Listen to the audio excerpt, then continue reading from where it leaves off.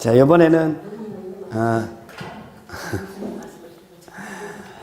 사후적 권리구제제도인데 첫 번째 보면 손해배상이 있고 손실보상이 있죠.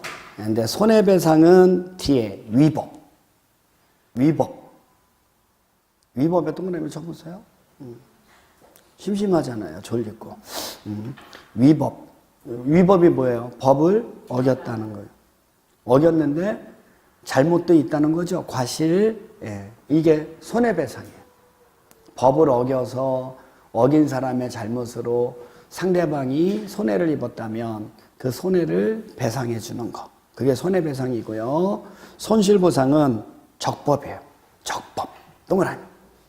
과실이 있어요? 없어요? 없어요.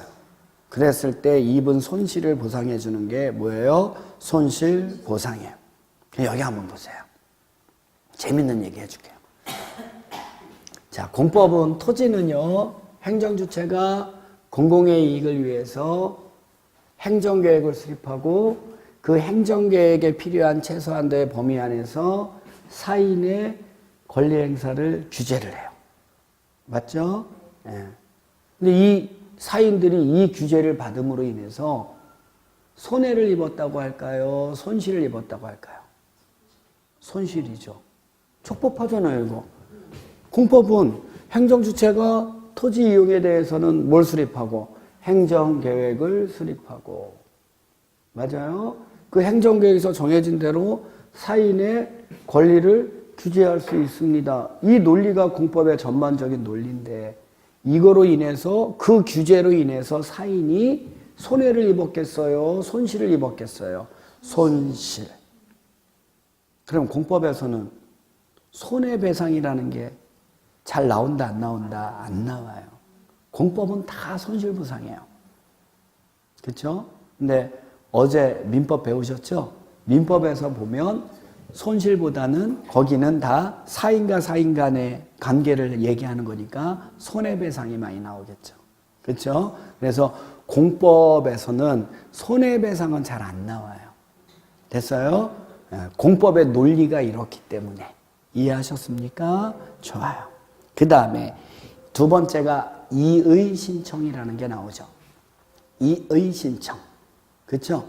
이의를 제기합니다. 불만이 있습니다. 이런 얘기죠. 갑니다. 위법 또는 부당한 행정처분의 재심사를 처분청 거기에다 동그라미를 빵 쳐놓으세요. 누구에게 제기하는 거예요? 처분청에게. 한번 예를 들어 볼게요. 시장 군수가 사인에게 어떠한 행정처분을 내렸어요. 근데 받아들일 수가 없는 거예요. 받아들일 수가 없어요. 왜 그런 처분을 내렸는지. 그냥 화가 나는 거예요. 사인이. 그러면 이의 제기를 합니다. 누구한테 하라고요? 시장 군수에게 하라고요. 처분을 내린 그 사람에게. 맞아요? 도지사가 어떠한 처분을 내렸어요. 근데 화가 나는 거예요. 그 처분을 받은 사인 제가. 그럼 누구에게 이의 신청해야 돼요? 도지사에게. 장관님이 어떤 처분을 내렸어요. 근데 화가 나는 거예요. 이의를 제기해야 돼요. 누구한테 하라고요? 장관에게 하라고요. 이의 제기는 처분청에게 제기하는 거예요. 무슨 얘기인지 알죠? 좋아요. 이번에는 3번에 보면 행정쟁송이라는 거 나오죠? 밑에 거 니은번부터 보면 행정소송이라는 거 나오죠? 얘는 법원에게 제기하는 거예요. 정식적인 소송 절차를 거쳐서. 그러니까 행정소송은 우리 공법에서는 잘 나와야 안 나와요? 안 나와. 사법부 관할이니까. 그렇죠? 근데 위에 있는 행정심판은 잘 알아둬야 돼요. 읽어드려 볼게. 행정청의 위법 또는 부당한 처분, 그 밖에 공권력의 행사, 불행사 등으로 인해서 권리나 이익을 침해받은 사인, 국민이 누구에게 제기하래요? 행정주체에게. 행정기관, 동그라미 빵 쳐놔요.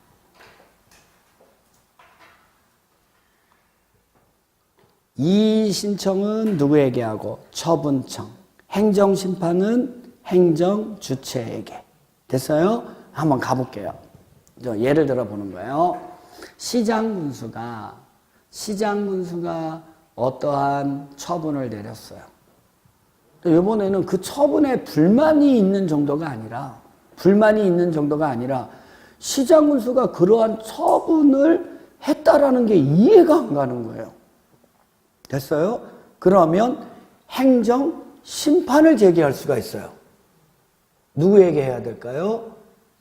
시장군수가 이러한 처분을 내렸는데 시장군수가 이러한 처분을 내린 게 이게 별로 바람직하지 않은 것 같습니다. 그 시장군수가 내린 그 처분을 한번 심판해 주세요. 시장군수가 내린 처분을 한번 심판해 주세요. 그거를 시장군수한테 내리면 시장군수가 지가 한 걸 지가 심판할 수 있어요, 없어요? 누구한테 해야 돼요? 도지사. 그럼 도지사에게 해야죠. 도 밑에 시군이 있으니까. 맞아요? 예? 행정심판은 그렇게 시장군수가 내린 거면 그게 그 처분이 이거 바람직하지 않다. 그럼 그 자의 처분에 대해서 한번 심판을 내려달라. 됐어요? 누구한테 해야 돼요? 도지사에게 해야죠. 이번에는 서울특별시장이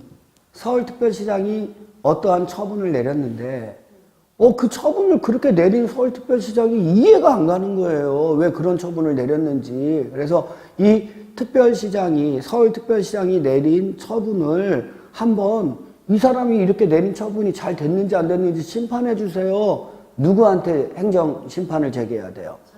그쵸, 장관한테 하는 거예요. 무슨 얘기인지 아시겠어요? 이 신청은 그 처분을 내린 것 자체가 왜 이렇게 했습니까?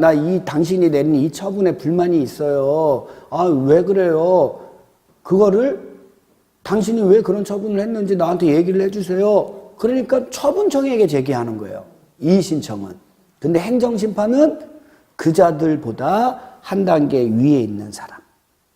무슨 얘기인지 아시겠어요? 행정기관에 제기한다. 이 신청과 행정심판 판단할 수 있겠어요? 좋아요. 이렇게.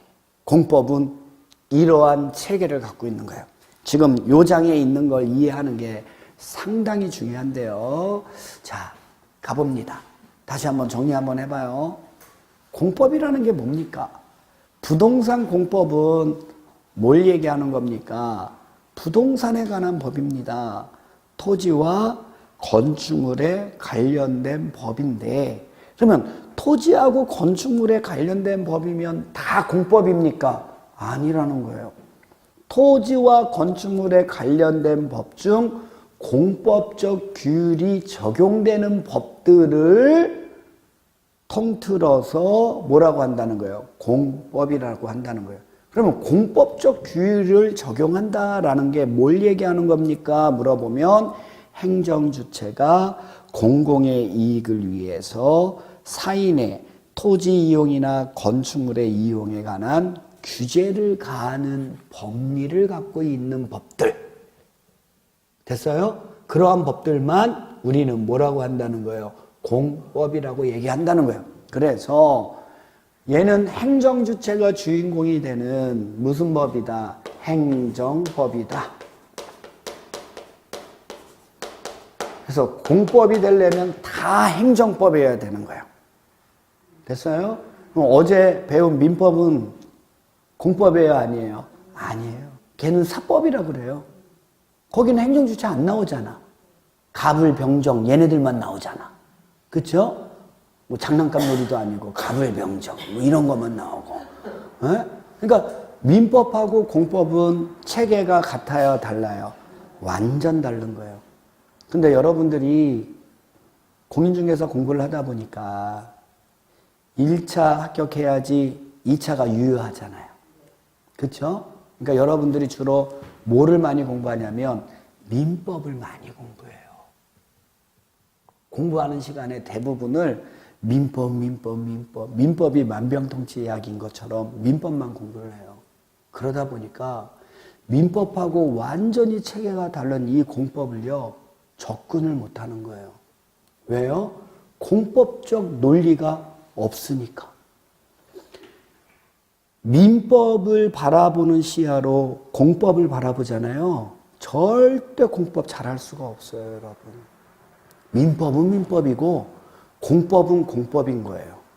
그래서 2차 과목 중에 제일 어려운 과목이 뭡니까? 물어보면 공법이라고 얘기를 해요. 아니요. 1, 2차 다 합쳐서 공인중개사 과목 6과목 있죠? 그 중에서 어느 과목을 공부하는 게 제일 어렵습니까? 그러면 공부해 본 사람들은요, 다 공법이라고 얘기를 해요. 왜요? 공법적 논리 사고를 갖고서, 공법적 사고를 갖고서 공법을 공부한 사람들이 별로 없어서. 그래서 제일 어려운 과목이 뭡니까? 물어보면 공법이라고 얘기를 해요. 왜요? 많은 시간들을 사법적 사고로 접근을 하니까 그러는 거예요. 그래서 오늘 한 게 되게 중요하다고 얘기하는 게 이거를 알으라는 얘기예요. 공법적 규율이라는 게 뭐냐. 됐어요? 그래서 앞으로 공법을 공부할 때는요, 사법적 논리를 갖고서 들어오면 안 돼요. 무슨 법이다? 행정법이다. 누가 주인공이다? 행정주체다. 됐어요? 이 행정주체가 토지 이용이나 건축물의 이용에 대해서 궁극으로는 뭐를 추구한다? 공공의 이익. 공공의 이익을 추구하는 법이다. 따라서 대다수의 행복을 위해서 한 명 한 명 한 명의 사인의 권리를 규제하는 법이 무슨 법이다? 공법이다라는 걸 반드시 알아야 돼요. 됐어요? 그래서 공법은 행정법이다. 됐죠? 그래서 요거를 하나 더 설명해 주면 행정주체가 주인공이 돼서 행정주체와 행정주체 간.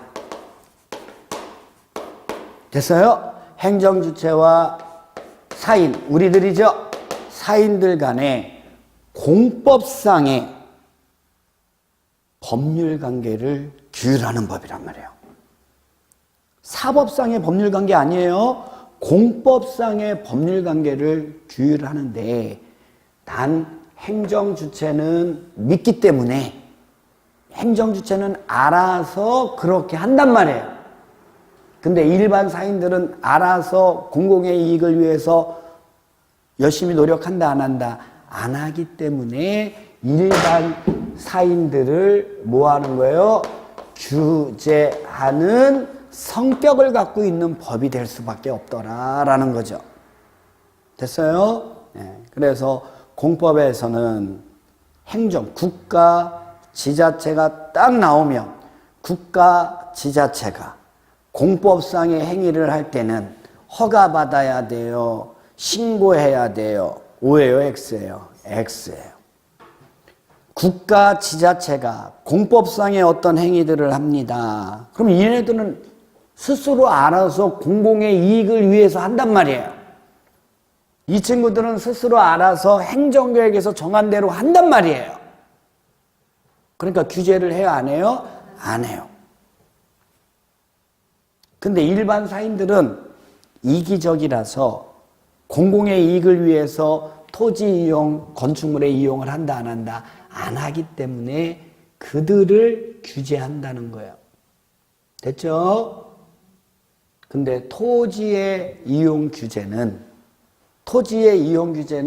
무엇에 의해서? 행정 계획에 의해서. 토지의 이용은 뭐에 의해서? 행정 계획에 의해서.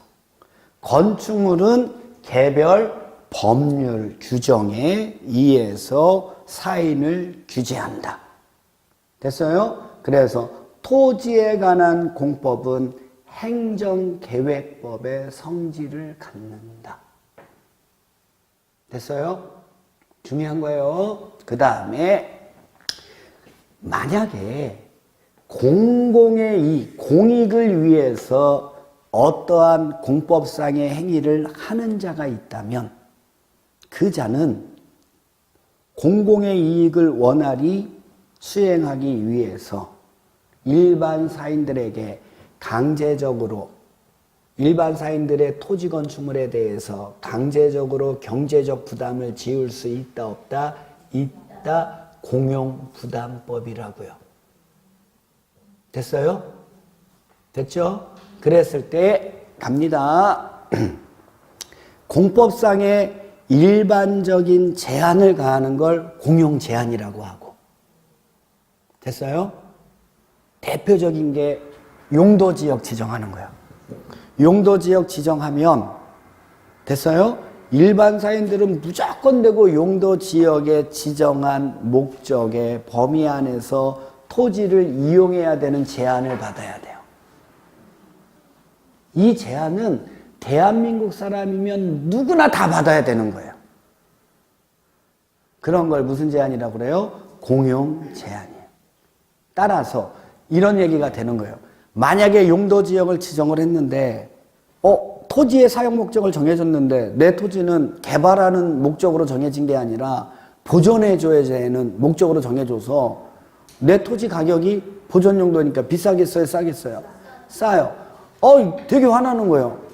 옆집에 있는 그 사람은 개발 용도로 정해져서 땅값이 막 올라가는데 내 토지는 보존 용도로 정해져서 땅값이 계속 떨어지는 거예요.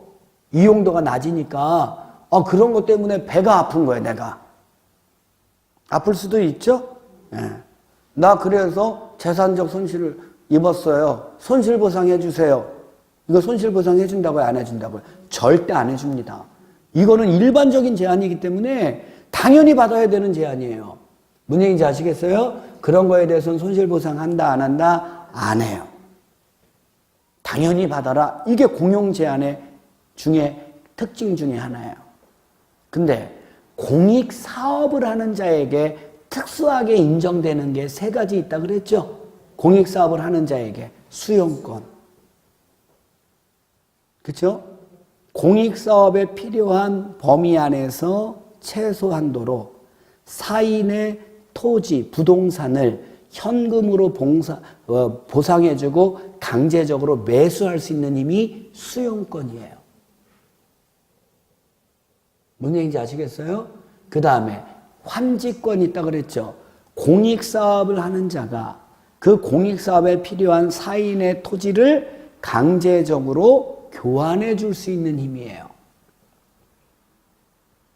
환권이 있다고 그랬죠. 공익사업을 시행하는 자가 그 공익사업에 필요한 부지 안에 있는 건축물하고 토지에 대한 일체의 권리를 강제적으로 교환해 줄 수 있는 힘이 환권이라고요.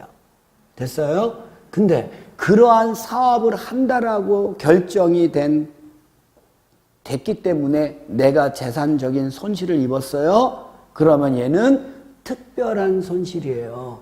그래서 손실보상 해줘야 안 해줘요? 해줘야 돼요. 그럴 때는. 이해하셨어요? 그래서 공법은 무슨 법이다? 공용부담법이다 라고 공부를 하신 거예요. 됐나요? 그래서 일반 사인들 입장에서 바라보면 이제 일반 사인들은 내 토지라도 내 마음대로 이용할 수 있다 없다? 없다. 없어요. 뭐에서 정한 대로 행정계획에서 정해진 거에 부합되게 이용해야 되는 제한을 받고요. 됐어요?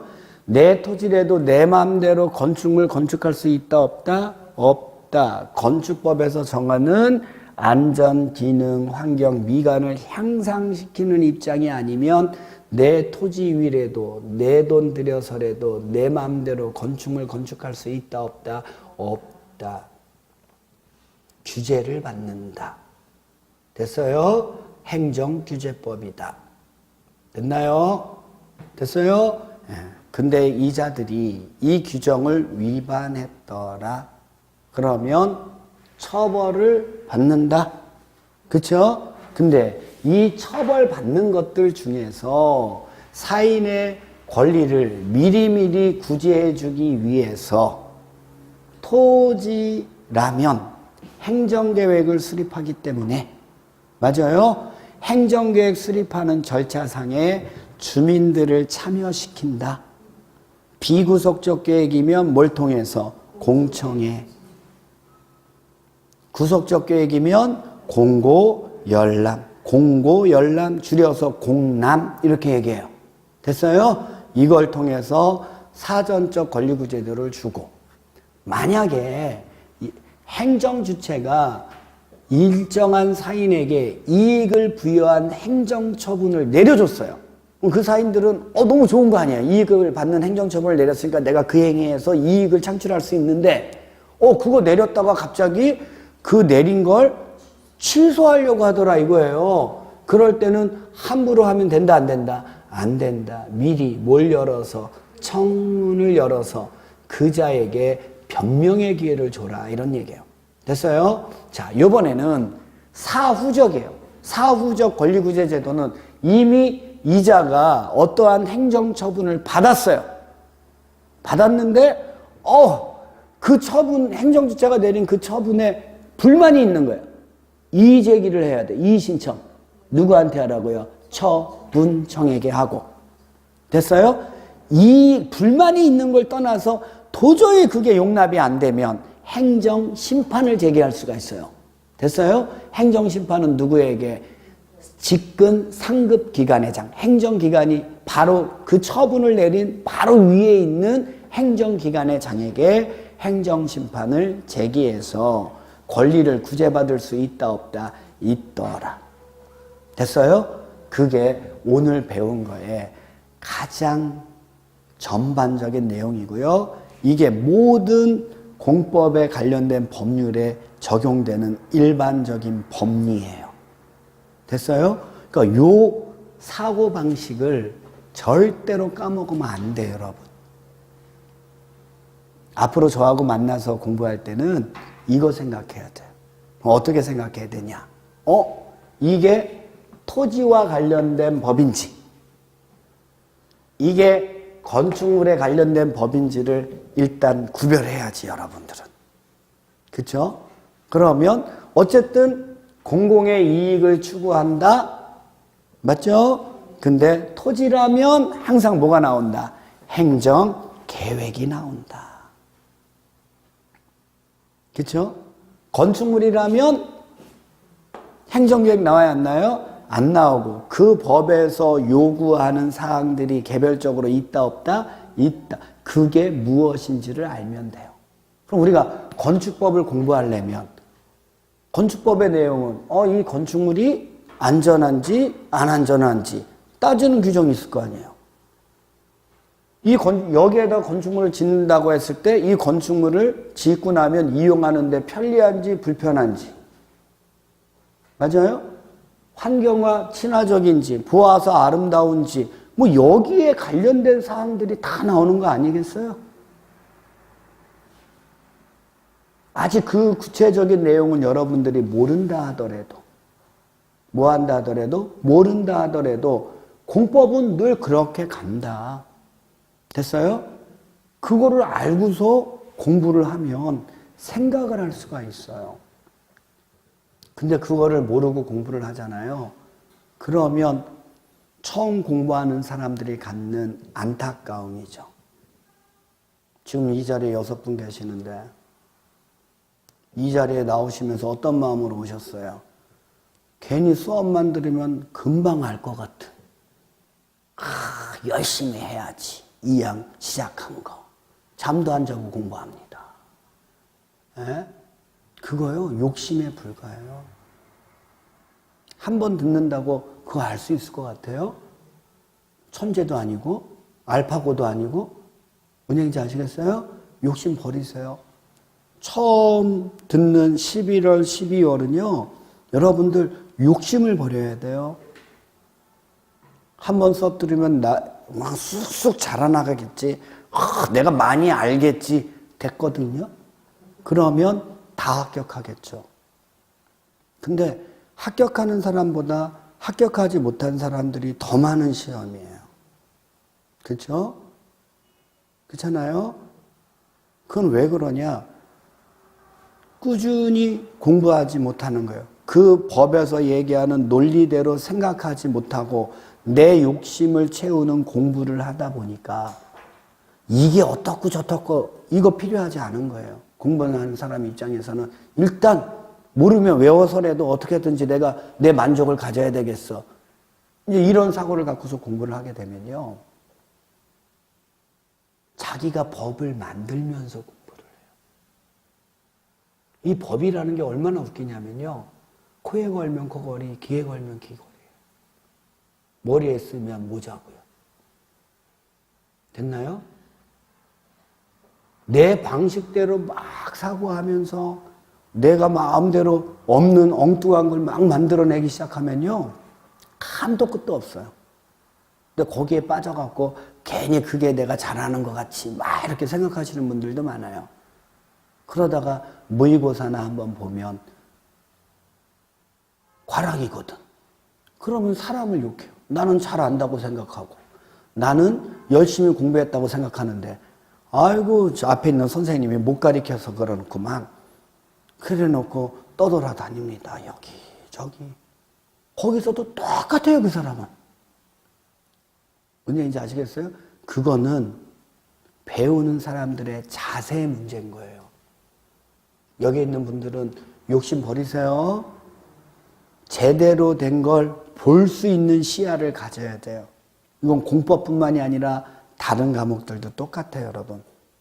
민법은 민법처럼 보면 되고, 학개론은 학개론처럼 보면 되고, 공법은 공법처럼 보면 되고, 세법은 세법처럼 보고, 공시법은 공시법대로 보세요. 한 번 수업 들어서 다 알겠지 버리세요. 서너 번, 10번을 들어도요, 그거 모르는 사람은 몰라요.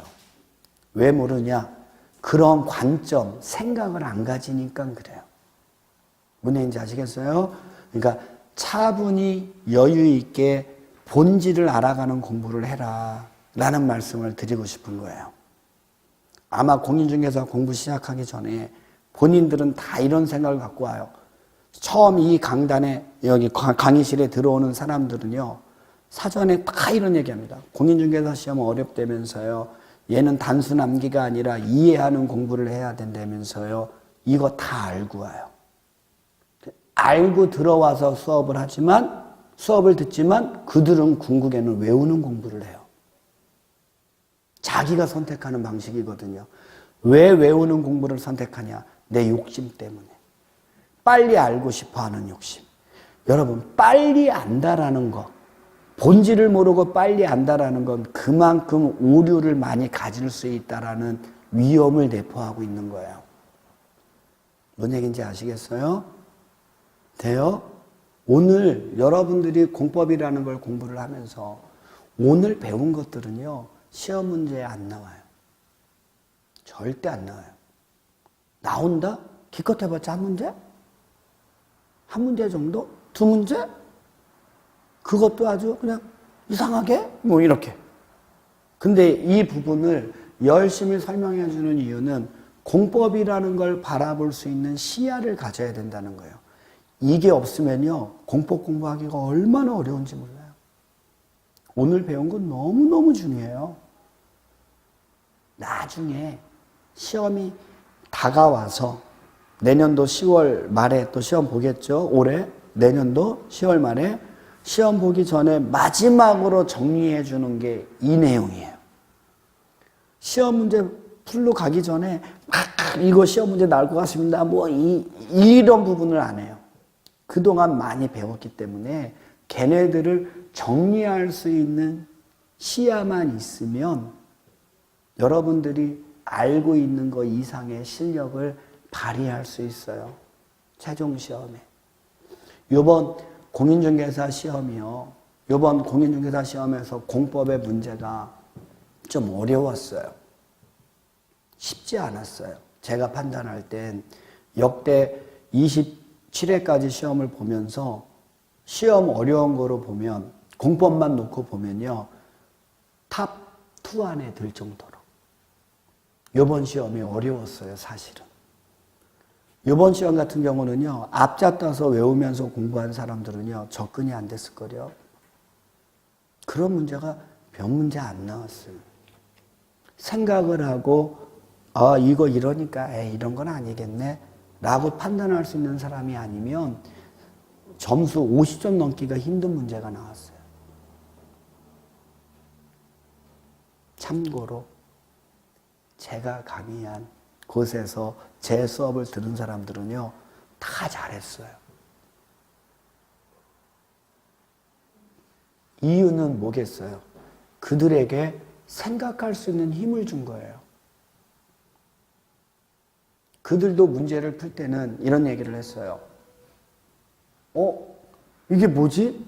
처음 보는 지문들이 많은데? 이게 뭐지? 당황을 했대요. 근데 막상 시험 문제를 풀면서 답을 체크하고 딱 했을 때 그 사람들이 하는 얘기, 그래도 공법은 아무리 못해도 나는 반타작 이상은 했다 라는 자신감을 갖고서 나왔대요. 시험장에서. 딱 가답안 나와서 딱 답안지를 맞췄더니 그 이상의 점수가 나와서 이번 시험 뭐 이렇게 얘기할 정도예요. 근데 그들에게 요구했던 거 똑같아요. 생각을 해야 돼요. 어떻게? 공법이면 공법적 사고로, 민법이면 민법적 사고로 생각을 할 줄 알아야 돼요. 그 생각의 단초, 디딤돌이 되는 게 오늘 한 이 얘기예요. 절대 잊어서는 안 되는 거예요. 단순하지만 이것을 놓치고 감으로 인해서 안 되는 경우가 되게 많아요. 무슨 얘기인지 아시겠어요? 공법은 이렇게 구성되어 있어요. 막연한 것 같지만 공법이라는 걸 공부의 영역을 딱 잡아주는, 바라볼 수 있는 시야를 가질 수 있는 내용이에요. 집에 가셔서 외워도 좋고 오늘 한 걸 외워도 좋고 뭐를 해도 좋아요. 아, 이게 이런 얘기구나. 공법이라는 게 이런 거구나. 앞으로 내가 공법이라는 걸 바라볼 때는 이렇게 바라봐야 되겠구나라는 생각만 내가 든다면 이 내용을 몰라도 됐어요? 괜찮아요. 그게 엄청나게 공부할 때 원활함을 줄 수 있을 거예요. 됐죠? 마지막으로 이 얘기까지 했으니까 한 번 더 정리해 주는 거예요. 됐나요? 가봐요. 다 지워볼까요, 이제? 다 지워서, 다 지우고 다시 한번 간단하게 한번 살펴보도록 할게요. 부동산 공법이라는 게 이제 말이 쭉 나온 거예요. 이제 이 부동산 공법이라는 말만 딱 나오면 그냥 해석하는 거예요. 부동산에 관한 법이구나. 됐죠? 부동산에 관한 뭐구나? 공법이구나. 그러면 공법이라는 게 뭐지? 공법적 규율이 적용되는 법률이구나. 공법적 규율이라는 게 뭐지? 하는 거예요.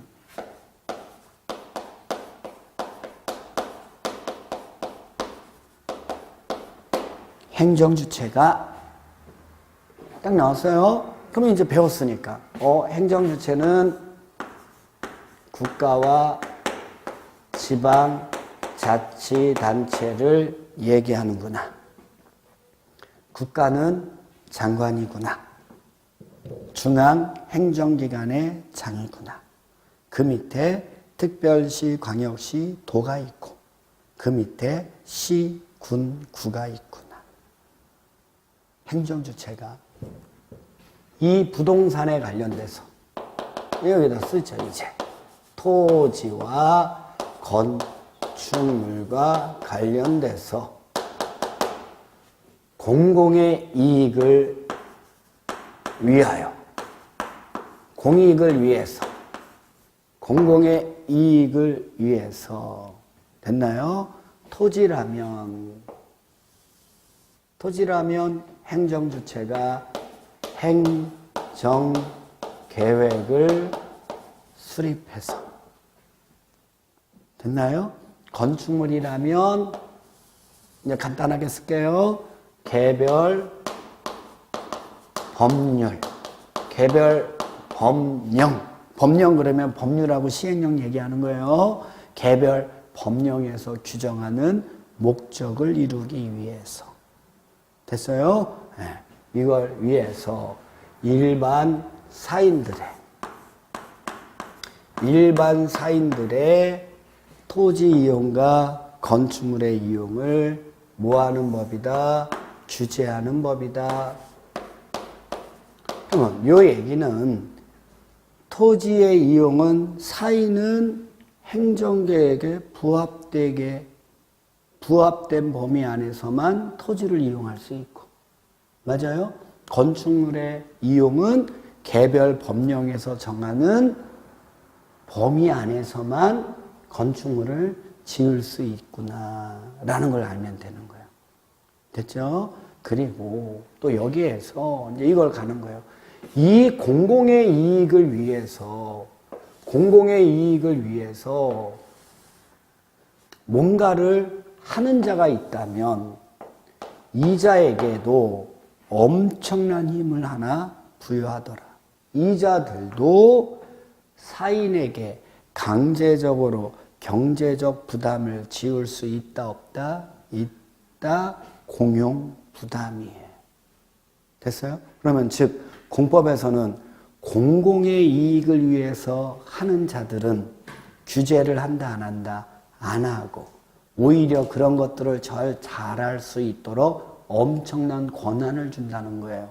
그렇죠? 그 중에 하나가 수용권. 앞으로 많이 배울 거예요.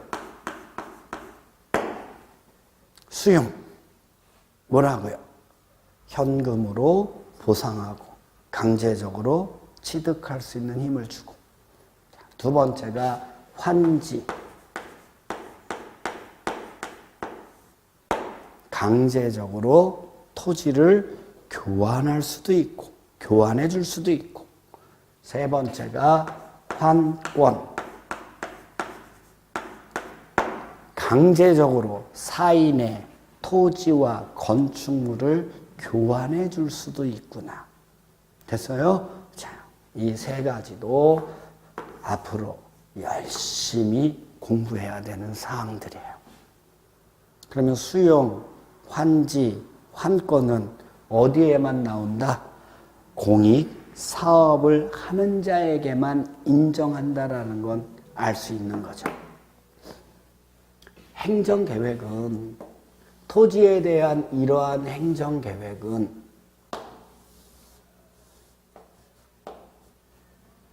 행정주체만 수립한다.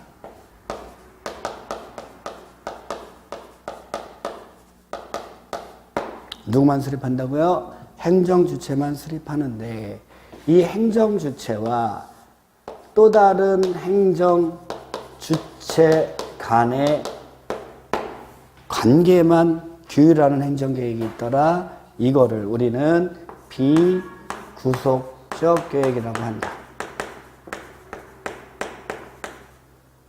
됐죠? 근데 행정주체가 수립한 행정계획이 행정주체는 물론 누구까지? 사인들까지, 이자들까지 구속하는 계획은 구속적 계획이라고 한다. 근데 행정주체가 이렇게 행정계획을 수립할 때는 그 행정계획에 수립하는 절차상에 주민의 참여권을 보장하는데 비구속적 계획은 국민들을 구속하지 않으니까 공청회라는 걸 개최해서 됐어요? 네, 관련 분야의 전문가와 관심 있는 주민들에게만 의견을 듣더라. 근데 구속적 계획은 그들을 구속하기 때문에 보든 안 보든 공고하고 모여서 열람해서 주민의 의견을 듣는다. 됐죠? 여기에서 우리가 하나 딱 정리하는 걸, 행정계획을 수립할 때는 반드시 주민의 의견을 듣는 절차가 있다 없다? 있다. 그럼 우리는 앞으로 토지와 관련돼서는 수없이 많은 행정계획을 공부할 거예요. 맞죠? 그럼 그 행정계획만 나오면 주민의 의견을 미리 들어야 되겠네. 그렇죠? 이거 공청회를 통해서 듣네? 그러면 이거 일반 국민들 구속하지 않는 계획이구나. 공고 열람해서 의견을 듣네? 이거 일반 사인들도 구속하는 계획이구나. 그 과정만 봐도 벌써 그거를 판단할 수 있어야 돼요, 이제. 하실 수 있겠어요? 그래요. 그러니까 이제 나중에 뭐 행정계획 나올 때 그 행정계획 수립하는 수많은 절차들을 일일이 외울 필요가 없어요. 다 똑같아요. 뭔 얘기인지 아시겠어요? 나중에 이제 기본서 나오면 이 행정계획 수립하는 절차만 이 정도 돼요. 이 정도. 책이. 그거 다 읽을 필요 없어요. 늘 그런 거니까. 됐어요? 그 내용이 무엇이냐? 행정계획의 내용은 그 행정 목표를 달성하기 위한 수단들이다라는 거죠. 아까 그거 배웠잖아요. 행정계획. 행정계획이란 행정 목표를 설정하고 그 목표를 달성하기 위해서 필요한 행정 수단을 조정해 놓은 거라고. 종합해 놓은 거라고. 됐어요? 예? 그럼 행정계획의 내용은 다른 거 알 필요가 없는 거예요. 그 행정계획의 내용이 되게 많이 나와요. 그걸 또 어떻게 다 외워? 외울 필요 없이 이 행정계획이 왜 수립됐는지를 알면 되는 거고. 맞아요? 왜 수립되는지 알고 그 목표가 뭔지를 알면 그 목표를 이루기 위한 수단들이 어떤 것들인지는 우리도 판단할 수 있어요? 없어요? 있어요. 그런 형태로 거기를 접근을 해버리면 굳이 그 내용 같은 거 이렇게 알 필요는 없어요. 저절로 알게 되는 거예요. 단 한 가지 여기만 정리해드리고 가죠. 이 행정계획 중에서 국토 뭔 토요? 뭔 토요? 국토면 전체 토지죠? 네, 국토를 효율적으로 이용하기 위해서 수립되는 행정계획이 있다는 거예요. 그러면 모든 행정계획의 가장 중심이 되는 거죠. 그렇죠? 그 행정계획의 이름이 도시군 관리계획이라는 거예요. 아마 여러분들은 이제 좀 있으면 이 도시군 관리계획 공부하니라고 아주 판나요. 공법에서는. 도시군 관리계획이다. 됐어요? 그래서 도시군이 어딥니까? 물어보면 특별시, 광역시, 자치시, 자치도, 시, 군이고 그러면 특별시, 광역시, 자치시, 자치도, 시, 군의 토지를 효율적으로 이용하기 위한 수단들이 이 도시군 관리계획의 내용인데 맞아요? 그 수단 중에 가장 핵심적인 게 뭡니까? 그러면 용도 지역을 지정해 주는 거라는 거예요. 뭐를 지정해 주는 거라고요? 용도 지역을 지정하고 그 사용 목적에 맞게 효율적으로 이용될 수 있도록 뭐를 설치해 주는 거예요? 기반시설 설치해 주는 거구나. 토지의 기본적인 사용 목적을 정해주고 그 목적대로 이용하는 데 불편함이 없도록 기반시설을 설치를 해주면 도시군 토지는 경제적 효율적으로 이용이 돼서 그 토지를 이용하는 보다 많은 사람들의 이익을 줄 수 있다 없다? 있다라고 보는 게 공법이라는 거예요. 됐어요? 그랬을 때 기반시설이 뭔지 알죠? 이렇게까지 설명하면 도시군 토지 이용을 위해서 그 도시군이 밑바탕에 갖고 있어야 되는 거예요. 설치돼야 되는 시설이 무슨 시설이라고요? 기반시설. 도로 같은 거 생각해봐요. 공원 같은 거, 청사 같은 거, 하천 같은 거, 종합의료시설 같은 거, 하수도 같은 거. 그런 것들을 생각하면서 큰 제목들을 알게 되면 도로는 교통시설이고 공원은 공간시설이고 마찬가지로 의미를 부여하는 거예요. 그렇죠? 네. 그 다음에 뭐 전기 같은 건 유통공급시설이고 공공청사 같은 건 공공문화체육시설이고 하천 같은 경우는 방제시설이고 종합의료시설, 죽음과 관련된 건 보건위생시설이고 하수도처럼 더러운 거 깨끗하게 하는 건 환경기초시설이구나. 됐어요? 돼요? 네. 외우려고 하지 말고 그 의미를 통해서 그러한 시설들을 한번 생각해낼 수 있는 힘을 가지면 되는 거예요. 됐죠? 공법은 이렇게 구성되어 있어요. 됐죠? 네. 오늘은 요 정도만 잘 정리해 주시면 감사하겠습니다. 됐나요? 자, 그래요. 첫째 시간은 여기까지만 할게요. 오늘 고생 많으셨습니다.